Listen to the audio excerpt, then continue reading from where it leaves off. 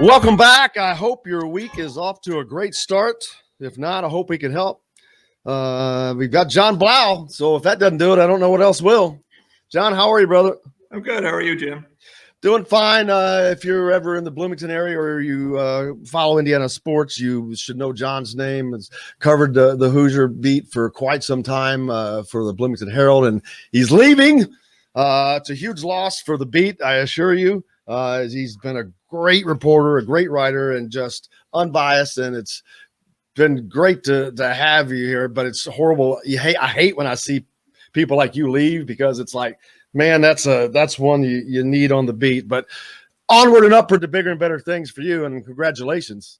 No, thank you. I appreciate it. Yeah, it's sad for me too. I think I'm still in the grieving stage. I'll get more excited about the next thing after I'm done. But yeah, that's where Isn't it funny that it's a reward? I mean, what you're getting is an achievement, an award, and you feel like crap about it. It sucks. Exactly. Yeah. I mean, it came out of nowhere. I mean, I don't know if I should get too specific about how it happens, but people know in this industry, I mean, you get caught by surprise by opportunities. You just come out of nowhere. And the more and more I looked at it, I was just like, that's something I probably have to take. I'd probably be silly not to take it. And, yeah, no. So it should be fun when I get out there. But yeah, right now I'm still saying goodbye to everybody. And it's attached to Bloomington. I've been here for 9 years. So it's and that's a long run. It's public. Is it public where you're going? Yeah. I tweeted about it. So I'm going to the Bloomington Courier and Charleston. I'm not actually going to live in Charleston. That's the confusing part. I'm going to live closer to Clemson, which is on the other side of the state, in Greenville, which is a nice little city down there. Commute to Clemson, but I'll cover Clemson athletics for them. Yeah, that won't be any fun whatsoever, covering Clemson football. But before we talk about Clemson or anything else, the Indiana sports landscape, having been here for 9 years, you could speak as well as anybody to where you've seen it go from up to down, and now it's going up with a bullet. The entire athletics programs I can see, but your 9 years here, you've seen a lot. Yeah, I mean, it's a lot of heartache, and I mean, obviously basketball has been up and down, but I think football has been a good story, and that's been my focus for the last couple of years.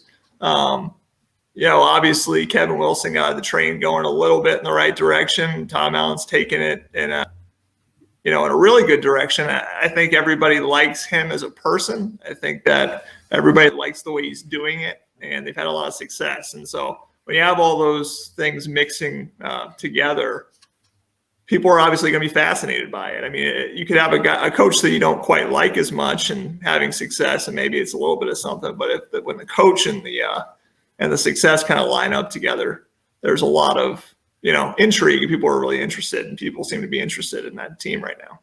I mean, I don't know of a bigger success story than Tom Allen at Indiana in football, because I having been a student here, I know the failures of the program for so long. I was here during the Mallory era, and I was here during the good times. But right. I know how but I also know that they've had Jerry DiNardo, and they've had Cam Cameron, and they've had Sam White, and they've had your traditional guy and Kevin Wilson, guys that you thought would do what the guy that would give them the least chance in the world to do did. It's still mind-boggling, and it probably will always be mind-boggling to me that Tom Allen was able to do what he's already done. But this is no way it looks to be a short-run thing. It's just going on and growing, and it's great for the program. But it's an incredible thing to see. Yeah, I mean, because I think he got tagged really early. Obviously, he had never been a head coach in Division I football. He had shot up in the defensive coordinator ranks really quickly. I mean, after he kind of transferred over into small colleges and then moving up to, Ole Miss and South Florida, and then all of a sudden he's here, and then 1 year later he's the head coach. And people are like, well, what qualifications does he have to head coach? Yeah, I remember him at Ben Davis. That's what all the people in Indiana are thinking, like he's the head coach at Ben Davis. But it shows you that, I mean, they're talented, and that's what I remember from my time here. I mean, I covered high school sports for 5 years. I mean, there are really, really talented people that are high school coaches that just never make that leap. I mean, if you've got the right personality, you've got the right message, and you're smart enough as an X and O's person usually if you're at the high school level. But it's about what's your personality like. Can you get people to gravitate around you to listen to the message and take your game to another level? And I think he always had that, but nobody here knew that. I mean, until he was a head coach. That's one of those hires that, Fred Glass gets a lot of, crap from people, but he said at the time, like, I think this guy's got it, and it turned out to be that it seems like he's got it. And I think people are really, really fascinated in a story like that. Again, a guy who was the head coach of Ben Davis, what was that, 13 years ago, or was it 15 years ago? I forget exactly. Been that long now. Wow. Yeah. And now he's the head coach in Indiana, and they're going to January bowl games. I mean, that gets people excited. So we got that going on, which, okay, that's crazy enough. We can end that statement by saying now you got football going to January bowl games, which is nuts. On the basketball side, you've seen Tom Crean, Archie Miller, and now Mike Woodson. The basketball program, up, down, up, down. I think that it's definitely on a trend upwards, but they haven't played a game yet. We'll have to wait for that happens. But definitely the energy, everything around the program in a completely different direction right now than it was a year ago. But you've seen it over 9 years and the up and downs that it's had. Yeah. I think that's the thing that's going on right now with men's basketball. I think everybody wants to love Mike Woodson. It's easier to love Mike Woodson because he's a former Hoosier. I mean, you go back to 1980 and the back surgery in December and then coming back and playing the last 6 games. I think Bob Hamill told me that he couldn't come out of games because he would literally get, his back would too seize tight. up. Yeah, so he had to literally play the entire game of games with no conditioning. And to do that and to play the way he did, I mean, everybody already loves the legend.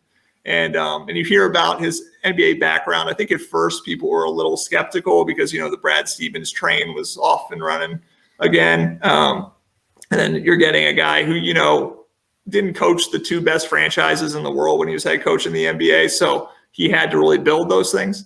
But I think the more and more people look at it, the more and more intrigued they are by it. And he'll have a chance, to do the thing Tom Allen's done, which is to be the guy that people like and then also have success. And then that could be a really, really great pair. I mean, I think Archie Miller, just to be really honest, I think one of his problems was he wasn't incredibly accessible. And he wasn't an incredibly outgoing person with the media. And that's great if you're a person who wins. But when you're not winning a ton, it kills you. I just don't think there was a connection between the fan base and Archie Miller, and that's where he had some problems. So hopefully I wouldn't know anything about that. I didn't notice any. No, I'm just kidding. What has been your biggest moments covering IU sports, funnest times, the biggest things that stick out to you the most during your 9 years? Yeah, that's tough. Because again, I spent some time as a news reporter. I was a high school guy. And then I came to IU.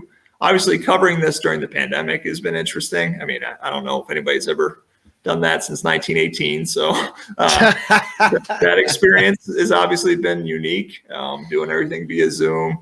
The 2019 football season was interesting. I always remember I wanted to ask a question about Simon Stepanek at the end of a press conference because he didn't play at Nebraska. And I was like, I need to ask about this. Nobody's asked yet. And then Tom went off on his rant about he wanted to pack the stadium at Northwestern, start pounding the table, and this team fights. And then Jeff Kegg comes in my ears like, John, I got to end it there. I'm sorry. Because I had my hand raised. Didn't get a question there. That was fun. Going to the bowl games has been interesting, being in Florida in January, 2 years in a row. That's been pretty good. But a lot of my memories are from covering high school sports and, watching kids win semi-state or regional or whatever. And that was fun as well. Linton Miners, have a lot of success. That was fun too. But a lot of different stuff.